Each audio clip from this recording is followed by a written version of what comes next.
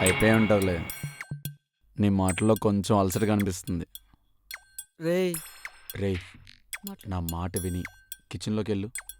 అక్కడ ఫ్రిడ్జ్లో ఒక నిమ్మకాయ ఉంటుంది. అది తీసుకుని అలా గ్లాసులోకి పిండుకో. అందులో కాసింత పంచదార, కొంచెం ఉప్పు వేసుకుని నీళ్ళలో కలుపుకొని తాగేసి చెప్తా. బెడ్రూమ్లో పోయిన ఎనర్జీ కిచెన్లో వస్తుంది. మళ్ళీ ఇంకో రౌండ్కి యూజ్ అవుతుంది. రేయ్ మ్యాటర్ తెలియకుండా మాట్లాడకరా. ఏయ్, ఏమైందిరా? ఈజీగా ఉన్నావా? సరే నేను మళ్ళా చేస్తా.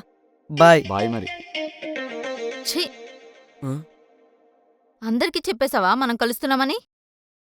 అంటే ఈ ఫ్లాట్ వాడిదే, ఎలా అయినా తెలుస్తుంది కదా అని నేనే చెప్పా. ఆ, చాలా గొప్పడికి చెప్పావులే. ఎంత ఎక్సైటెడ్గా ఫీల్ అవుతున్నాడో మనం కలుస్తున్నామంటే. ఆ, అయినా నువ్వు మాత్రం మీ సిస్టర్కి చెప్పలేదా? టాపిక్ డైవర్ట్ చెక్కు. చెప్పు, ఎందుకు వర్కౌట్ అవదు?